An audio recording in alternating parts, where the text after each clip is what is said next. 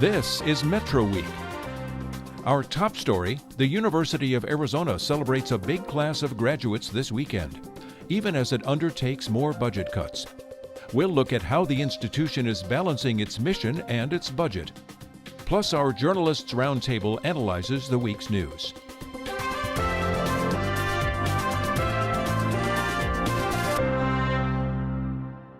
Welcome to Metro Week. I'm Andrea Kelly. This weekend, thousands of students are graduating from the University of Arizona, getting degrees in dozens of fields at the institution. We'll begin with a primer on who they are. University of Arizona graduates will number more than 5,000 this year, making it the biggest class ever. Most are receiving bachelor's degrees, though the number also includes other degrees. University officials say the classes are getting more diverse. The undergraduates earning degrees this weekend include transfer students and people who started their education in various years. 38% of students in the class identify themselves as racial minorities. That's a little less diversity than the group of students who began their undergraduate education in 2014. 42% of those who started in the fall as freshmen identify themselves as minorities.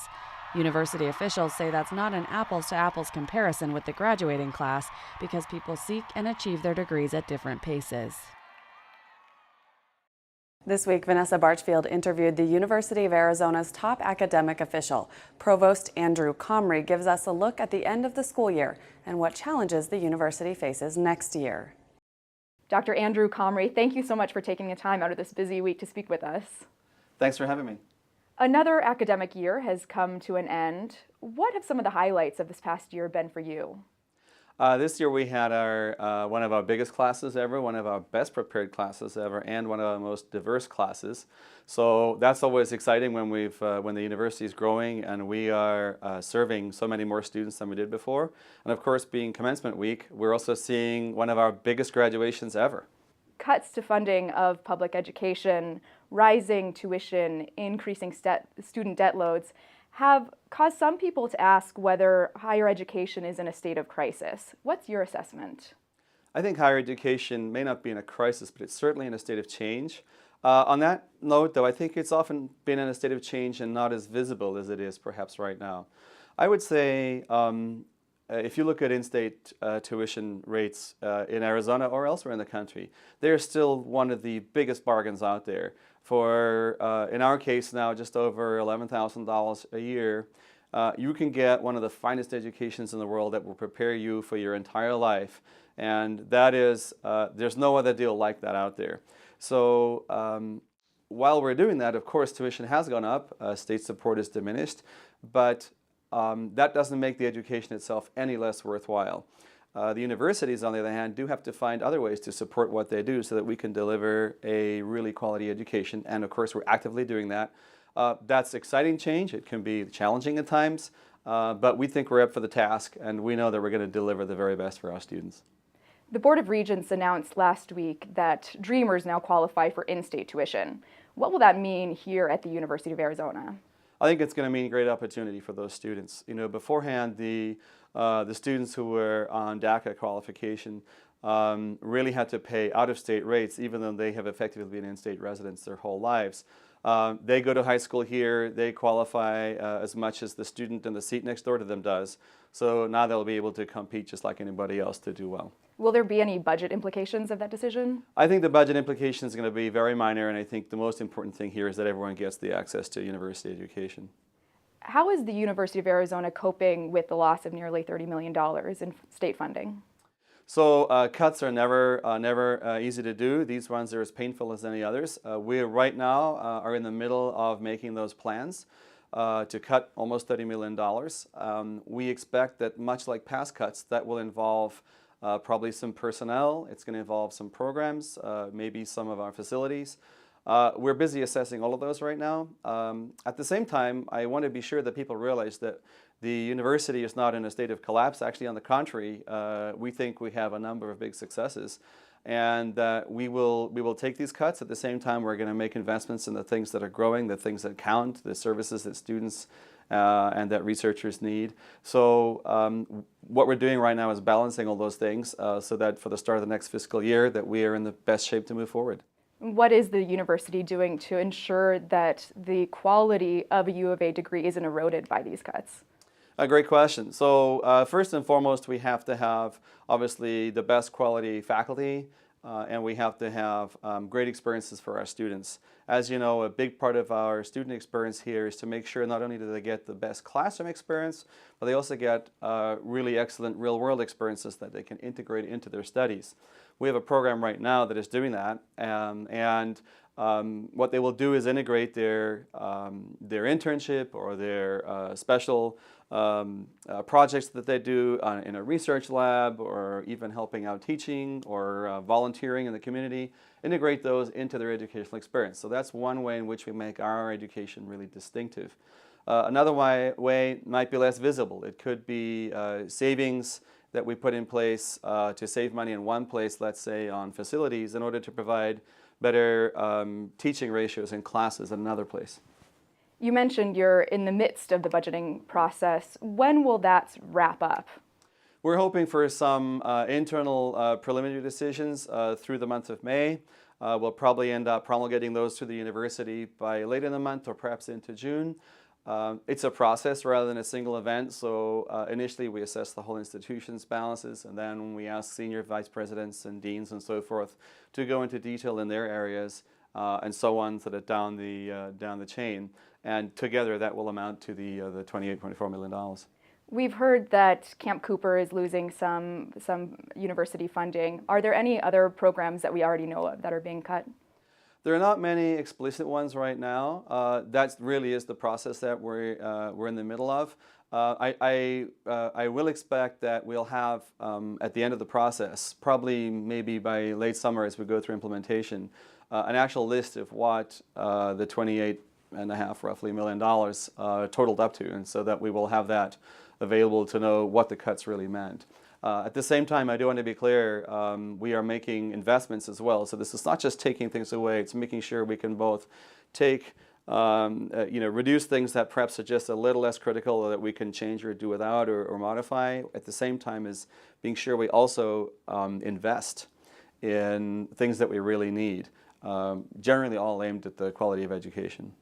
You asked members of the community for some ideas on cost-cutting measures. Can you talk a little bit about the input that you've received, and will you be implementing any of those ideas? Yes, so we got over 50 suggestions from many people on campus and several people off campus as well.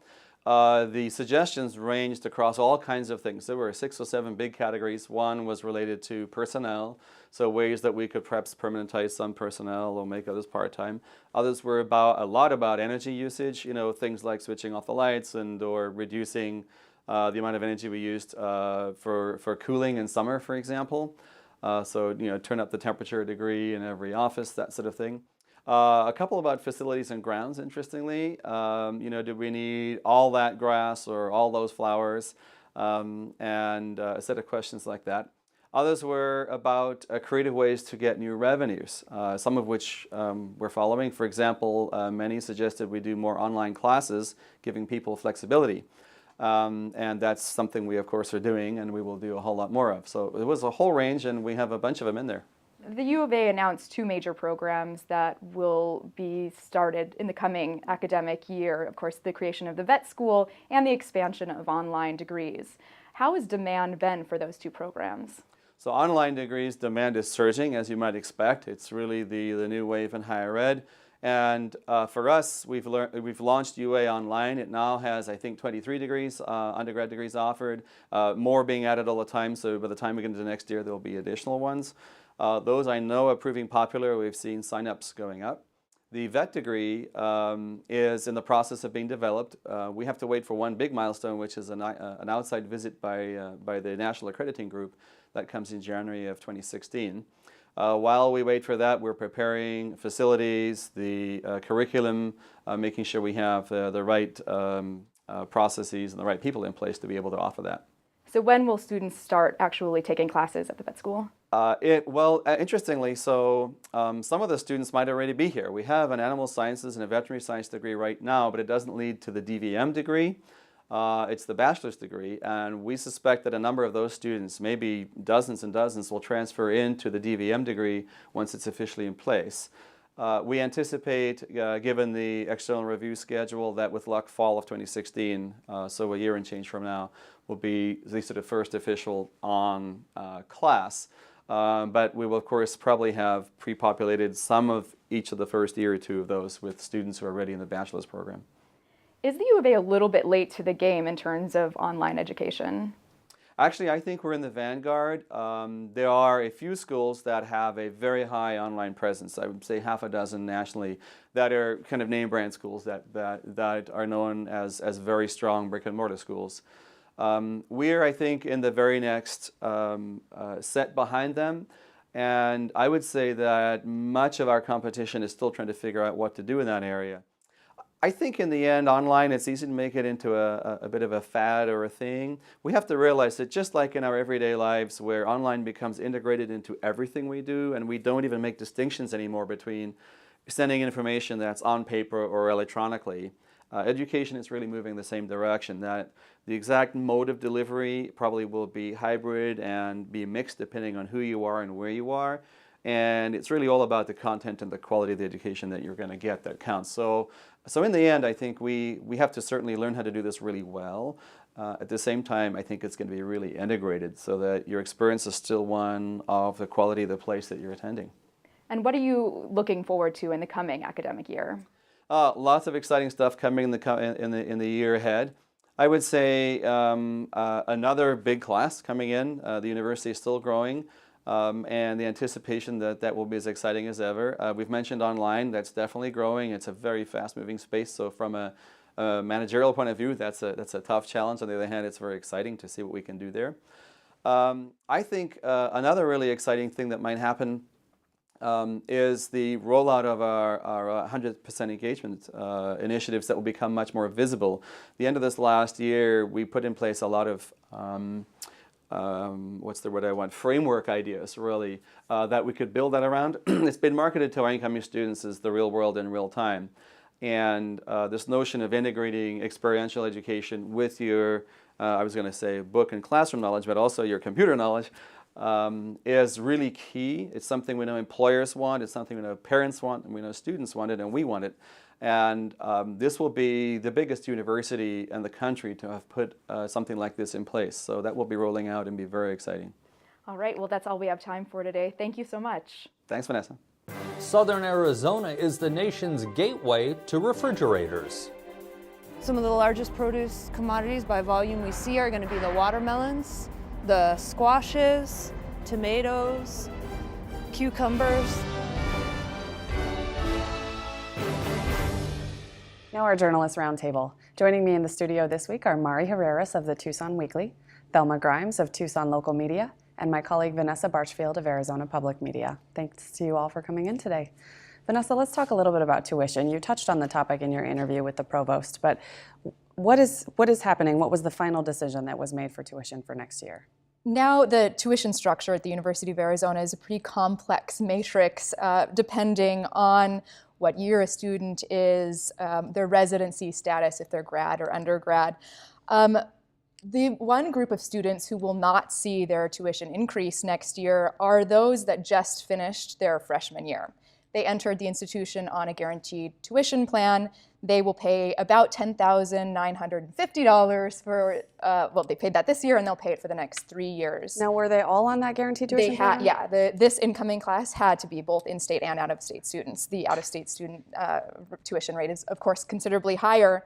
Upperclassmen were given a chance to opt into the guaranteed tuition plan. Only about 20% of the sophomore class chose to do so. So the University of Arizona has actually said that they're going to give the opportunity to upperclassmen, so the sophomores that just finished this year, and even juniors, they'll have the opportunity to opt in for next year at this year's rate. And is that like a last chance opportunity? That's the last chance. I think they're doing that because they felt like the word didn't really get out there adequately.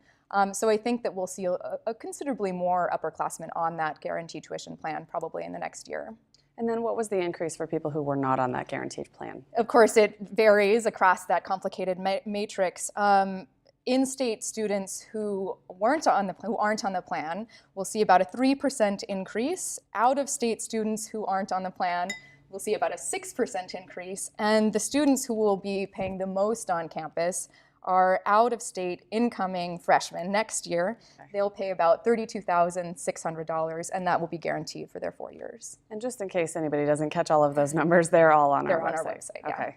Now, a few weeks ago, we talked about faculty, some adjunct faculty or non-tenure track, the people who don't have permanent guaranteed jobs, requesting higher wages. What's the status of that request? There was a lot of momentum, and we heard a lot from them in the lead up to this National Adjunct Walkout Day and in the budgeting process. It's quieted down now. I think that there is some resignation that the budget situation of the university isn't going to lend itself to raising their salaries.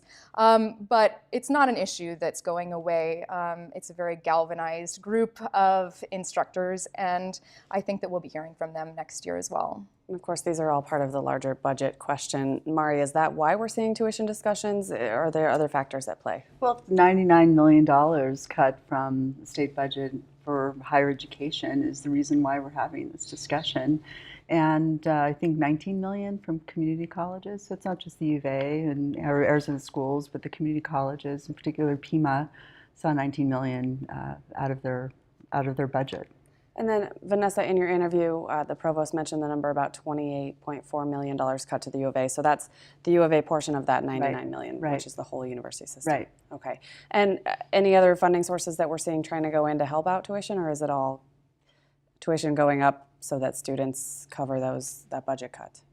Tuition going up, I think we've seen, they tried to salvage with what Vanessa was talking about by, the guaranteed tuition plan. And I believe also there'll be some fee structures that will be going to go up as well to cover other bases. And then the next level, I think, will be cuts, staff cuts, other budget cuts for the U of A system in particular. And then you had a report on the Tucson Weekly blog this week that said that those budget cuts put Arizona among the highest in the country for cuts to the higher education system. Tell us what those figures showed. Yeah, it was a report from the Center on Budget and Policy Priorities. So Arizona is spending about 47% less this year on college students than when the Great Recession of 2008. And that's the comparison with what the report was talking about, with Arizona being, the worst or the highest in cuts, is that we haven't seen this kind of action since then. I mean, back in 2008, we saw cut after cut after cut, and the U of A going into kind of a panic of what it was going to do, as well as other municipalities, county, and we were all kind of going through that during the recession. And now it's interesting to see that I think we're the other, Louisiana, Georgia, we weren't the only ones. We're not the only ones going through this, but the other states as well, we're seeing the highest since the 2008 recession. Looking at it from the big picture, especially from the business picture, you look at it beyond just, you get a report like that where it says nationally we rank the highest in terms of these cuts. What does that mean to us years down the road when you start as a parent, my daughter's looking at U of A, look at their price, look at their state, reputation. I'm not going to send my child there. So economically we're going to start losing students on that level. And then what does that mean in terms of retaining the good students for the workforce? I think when I see a report like that, that's what worries me, is what does it mean in the long term? Well, I think we have a campus, or we have a reputation of being a campus that tends to bring in students that are moneyed. I mean, that students who can't afford the constant increases. And so what does that also mean about, all sorts of different things that are communities and neighborhoods around the university that house these students? There are so many ways to look at this in terms of the big picture of what kind of students are coming to the U of A, and then those students who don't find a place or a home at the U of A either. And then you touched on the Pima Community College budget, which also got state cuts. Vanessa, the administrators there are also working to set a budget for next fiscal year, which begins July 1st. What are the basic numbers that we're looking at this point? Also not yet finalized budget. No, yeah, they unveiled the proposed budget this week. and it calls for a $7.5 million decrease in overall size. Of course, it's $7 million that they're losing in state funding. So that's essentially where that cut is coming. They're going to cover that through a combination of hiring freezes, no pay increases. They've already set tuition for next year. It's about $5 more per credit hour than this academic year. They're also proposing a 2% increase in property taxes. So we'll hear more about this over the next month. The board is set to actually vote on that proposal on June 10th, and they'll hold a public hearing before they take that vote. So if people want to go and have them hear their voices, they can go. And then we also heard this week about a plan to consolidate some of the presidents. Each of the Pima Community College campuses has its own president, and now there's a plan to consolidate the number of those. Can you explain what that proposal is? Yeah, in the past there were, until now, in fact, there have been six campus presidents. So each of the 6 campuses was run by its own. Lee Lambert, at the beginning of this month, the chancellor of Pima, announced that he would be eliminating 3 of those positions. So each campus president will now be overseeing two different campuses.